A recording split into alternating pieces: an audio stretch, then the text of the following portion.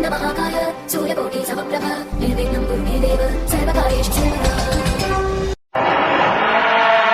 जब रात होती है तो हम एक दिया जला लेते हैं और उस रोशनी में खुद को महफूज समझते हैं, मगर उस रोशनी के परे जो अंधेरा है वो अपने अंदर बहुत सारी कहानियां समेटे हुए है और इन्हीं कहानियों को आप तक लेकर आता है। रात के अंधेरे में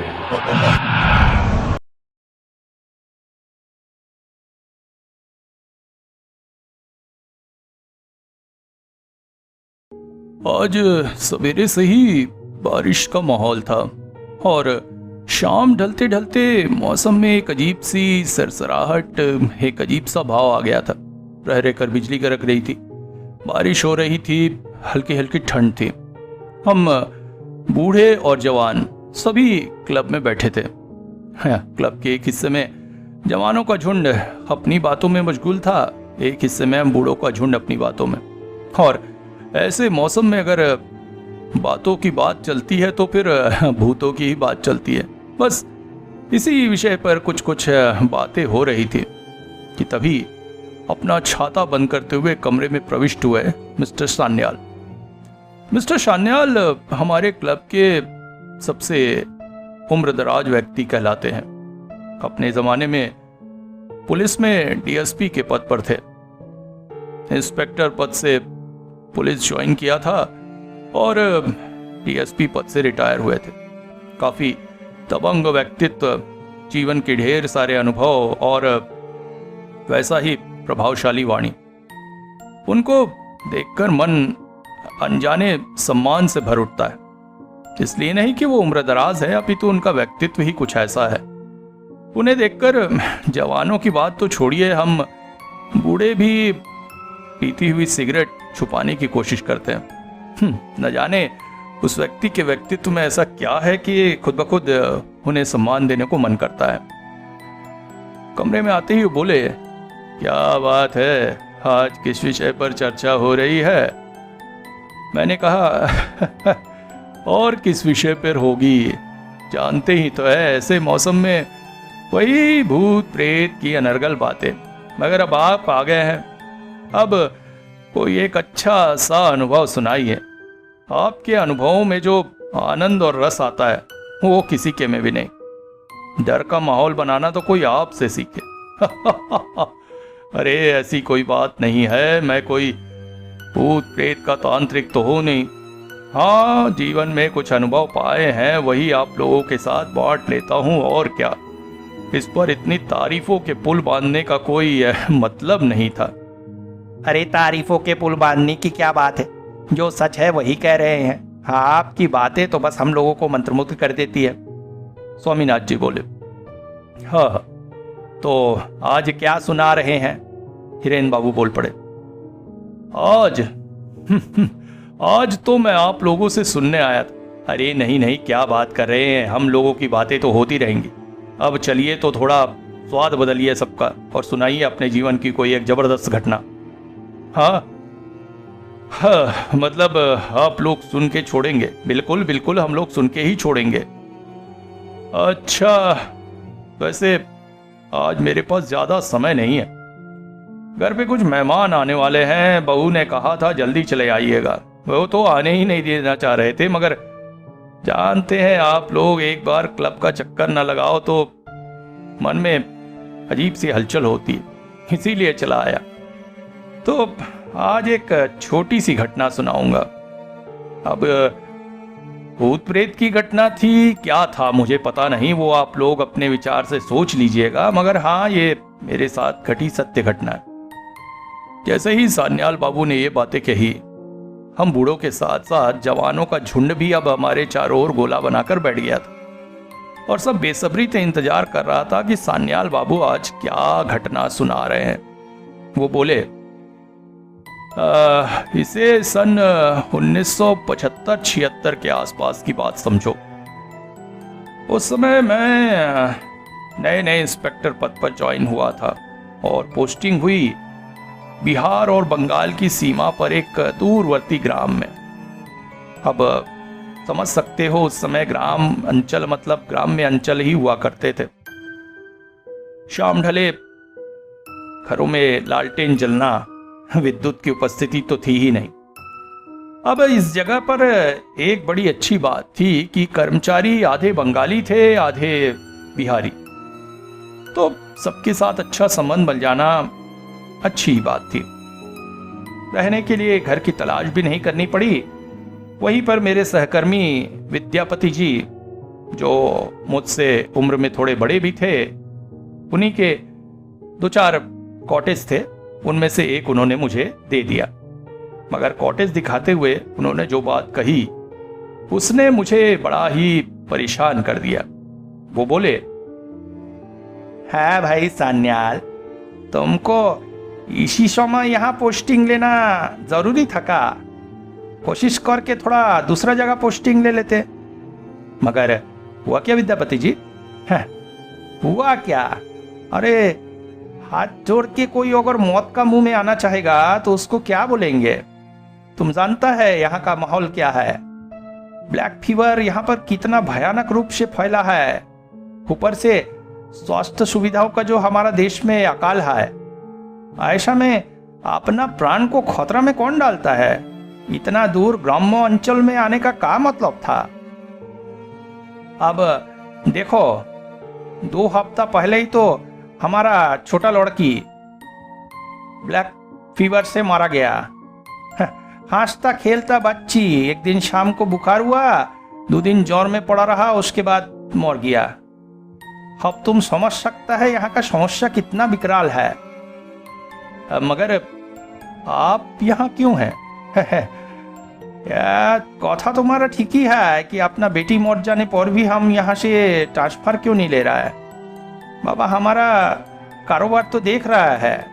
यहाँ पर एक छोटा दुकान है, इतना सारा कॉटेज का किराया है, ऊपर से जॉब है। जॉब का चक्कर में हम ये सब को छोड़ के नहीं जा सकते रे बाबा, इसीलिए प्राण हाथ में लेके भी हमको यहाँ रहना पड़ रहा है। मगर तुम कहकर विद्यापति जी चले गए। मगर मेरा मन थोड़ा सा दुखी हो गया, क्योंकि 2-4 दिन रहकर पता चला जैसे विद्यापति जी बता रहे थे ऐसी कोई भयानक अवस्था नहीं है। फिर फालतू में आते ही साथ मुझे डराना उनके किस फायदे का हो सकता था। खैर, मैं काम में लग पड़ा, समय धीरे धीरे बीतने लगा। मगर एक दिन शाम में अचानक मुझे तेज बुखार। खैर, मेरे सहकर्मी बड़े अच्छे थे, तो पास के शहर से एक डॉक्टर को बुलाया गया। डॉक्टर ने टेस्ट वगैरह किया, सब कुछ सामान्य ही निकला। डॉक्टर ने कुछ दवाएं और पथ्य मेरे रसोइये हारू को दे दिया। हारू अपने काम में बहुत ही निपुण था। दवा और पथ्य के चलते 2 दिन में बुखार उतर गया और मैं पूरी तरह से स्वस्थ हो गया। मन में सांसत हुई कि चलो, कुछ बुरा नहीं था। 1 हफ्ता इसी तरह से चला। फिर एक दिन शाम में बुखार आ गया। मैं चिंतित हो गया, पर दोबारा दवाई और हारू के बनाए पथ्य से फिर से स्वस्थ हो गया। लगा जलवायु परिवर्तन से ऐसा कभी कभी होता है। मनुष्य की इम्यूनिटी जगह बदलने के साथ साथ सही होने में थोड़ा समय लेती है। दोपहर में विद्यापति जी और मेरे 1-2 सहकर्मी मुझे देखने आए थे। मैंने हारू से चाय बनाने को कहा, मगर उन्होंने चाय पीने से इनकार कर दिया। मैं समझ गया, ब्लैक फीवर जिस तरह से छुआछूत की बीमारी है, ये लोग चाय से बचना ही चाह रहे हैं। कहीं अगर मुझे भी वो हो गया हो। पर मुझे पता था कि मुझे ऐसा कुछ भी नहीं है, मैं पूरी तरह से स्वस्थ हो गया हूं। मगर मेरा यह सोचना बहुत हद तक गलत था, क्योंकि 1 हफ्ते बाद फिर मुझे बुखार आया और अब की बुखार 4 दिन तक खिंच गया। परिस्थिति को देखते हुए विद्यापति जी ने मुझसे कहा, देखो, हमको तुम्हारा हालत ठीक नहीं लग रहा है। काज करो, तुम अपना अभी घर चले जाओ, कुछ दिन का छुट्टी का आवेदन दे दो। जान पर खेलकर इस तरह से रहना हमें सही नहीं लग रहा है। मगर तब तक मैं काफी कमजोर हो चुका था। मैंने कहा, मैं चला तो जाऊं, मगर इस कमजोरी की हालत में स्टेशन तक, अरे उसका चिंता मत करो, हम स्ट्रेचर भेज देगा, कुली भी भेज देगा, वो तुमको ट्रेन में चढ़ा देगा। तुम बस अपना घर वालों को किसी तरह से खबर कर दो कि वो ट्रेन से उतार ले। मैंने उनकी बात मान लेने में ही सही समझा और सामान वगैरह जमाने लगा। उस दिन दोपहर तक ईश कृपा से मेरा बुखार सामान्य हो गया। मन में थोड़ा ढांढस बंधा कि नहीं, अब स्वस्थ होकर ही जल्दी जल्दी यहाँ से कुछ दिन घर रह के आ जाओ, फिर आकर ड्यूटी ज्वाइन करूंगा। इस तरह से बार बार बुखार का लौट कर आना बिल्कुल सही नहीं है। उस दिन रात की मेरी ट्रेन थी। शाम को सारा सामान अमान जमा कर हारू को विदा करके मैं स्टेशन के लिए निकल ही रहा था कि अचानक कपकपी देकर बुखार आया, और बहुत तेज बुखार। मैं घर में आकर लेट गया। हारू से कहा अब तो मेरा जाना हो नहीं पाएगा, तो वो घर चला जाए और सवेरे आके मुझे देख जाएगा। बुखार और कपकपी की वजह से मैं कब सो गया मुझे पता ही नहीं चला। कितनी देर सोता रहा इस बात का भी अनुमान नहीं था। आंख खुली तो मुझे ऐसा लगा कि मेरी खिड़की के बाहर पेड़ पौधे चल रहे हैं। पैरों की तरफ देखा तो मेरा सामान रखा हुआ था। परिस्थितिवश मैं चौंक पड़ा। अरे मैं ट्रेन में हूं क्या? ट्रेन की खिड़की से ही तो ऐसे पेड़ पौधे चलते दिखाई देते हैं। पर मैं स्टेशन कब गया और ट्रेन में मुझे किसने चढ़ाया? कुछ देर आंखें सामान्य हुई तो समझ में आया कि नहीं, मैं ट्रेन में नहीं अभी तो अपने कमरे में ही हूं। पर ऐसा लगने की वजह, फिर ध्यान से देखा तो चांद की रोशनी कमरे में पड़ रही थी। बाहर का आंगन भी चांद की रोशनी से नहाया हुआ था। मगर ये क्या, मेरे कमरे का दरवाजा भी खुला हुआ था। ओहो, हारू लगता है जल्दी जल्दी जाने के चक्कर में दरवाजा बंद करना भूल गया और मैं भी सोता रह गया। पर तभी मैंने पहली बार वो परछाई देखी। मेरे दरवाजे से झुककर निकलती हुई एक लड़की की परछाई। मैं समझ नहीं पाया, इतनी रात गए कौन लड़की मेरे घर के आसपास घूम रही है। फिर अचानक वो मेरी खिड़की के पास से गुजरती हुई दिखी। कमजोरीवश मैं उठ नहीं पा रहा था, मगर इस तरह से अचानक किसी का, और फिर अचानक वो मेरे दरवाजे के सामने से गुजरी। एक पल को ऐसा लगा जैसे गुजरते हुए उसने मुड़कर एक बार मुझे देखा और फिर आगे बढ़ गई। फिर खिड़की के पास से गुजरी। तीसरी बार जब वो मेरे दरवाजे के पास पहुंची तो रुककर सीधा खड़ी हो गई। उसकी वो रहस्यमयी आवाज मेरे कानों में पड़ी। कोई डरने की बात नहीं है, मैंने तुम्हारे घर को अभिमंत्रित कर दिया है। अब कोई अंदर नहीं आ पाएगा, निश्चिंत हो जाओ, सब ठीक हो जाएगा। कहती हुई वो फिर आगे बढ़ गई। थकान की वजह से मैं कुछ भी सोचने समझने की हालत में नहीं था और एक बार फिर से निंद्रा देवी की गोद में चला गया। अब की बार जब आंखें खुली तो मेरा पूरा शरीर जैसे सिहर सा उठा। मैंने महसूस किया मेरे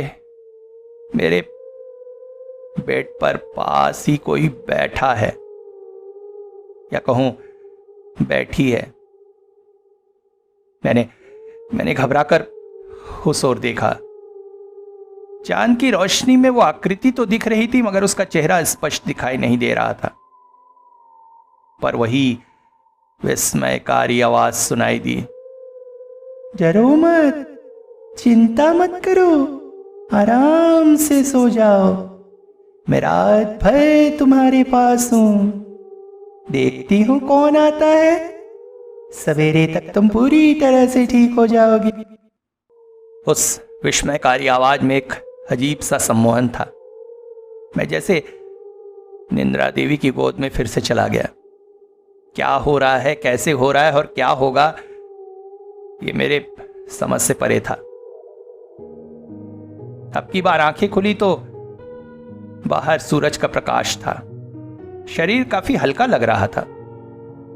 मैंने सर उठाया कि उसी समय हारू ने भी अपना सर मेरे दरवाजे से अंदर डाला। वो विस्मय भरी नजरों से मुझे देख रहा था। मैं उठ बैठा। मुझे उठते देखकर एक पल को तो वो जैसे चौंक ही पड़ा था। उसके बाद वहां से भाग गया। मैं आश्चर्यचकित हो गया कि ये सब क्या हो रहा है। कुछ ही देर में विद्याधर जी और अन्य सहकर्मी और कुछ गांव वाले वहां उपस्थित हुए। सब मुझे पूरी तरह से स्वस्थ देखकर आश्चर्यचकित हो रहे थे। विद्याधर जी ने बताया कि रात में मेरी जो परिस्थिति थी उसे देखकर उन लोगों ने अनुमान लगा लिया था कि यह मेरी आखिरी रात है। यहां तक कि मेरे घर वालों को भी खबर कर दी गई थी। सबने यही सोचा था कि सवेरे तक मेरा मृत शरीर ही उन्हें मिलेगा। हारू भी काफी रात तक रुककर फिर ही गया था और यही सोचकर सवेरे आया था कि शायद, मगर मुझे जीवित देखकर बेचारा भयभीत सा हो गया था। मैं उन्हें क्या बताता, आखिर मैं कैसे बच गया, और क्या पता मैंने जो कुछ भी देखा था वो सच था या तेज बुखार की वजह से मेरे दिमाग की उलझुल हरकतें। ऐसा होता है ना, बहुत तेज बुखार हो तो आदमी अजीब अजीब चीजें देखता है, बड़बड़ाता है, परंतु ब्लैक फीवर का एक रात में इस तरह से ठीक हो जाना और मेरी कमजोरी का अचानक दूर हो जाना कुछ तो प्रमाणित कर रहा था। क्या, ये मैं भी नहीं जानता। उसके बाद कई सालों तक वहीं ड्यूटी की, फिर ट्रांसफर हुआ। कितने साल तक आप वहां फिर रहे? करीब 15 साल। मगर इन 15 सालों में दोबारा फिर कभी मैं ना तो बीमार पड़ा और न ही मैंने छुट्टी ली। अब ये सब क्या था, ये आप लोग सोचिए। चलो मैं निकलता हूं, लेट हो जाऊंगा तो बहू रानी गुस्सा करेगी। माथे पर छाता देकर वो अपने घर की तरफ जा रहे थे और हम सबके दिमाग में एक ज्वलंत प्रश्न छोड़ जा रहे थे कि आखिर वो क्या था।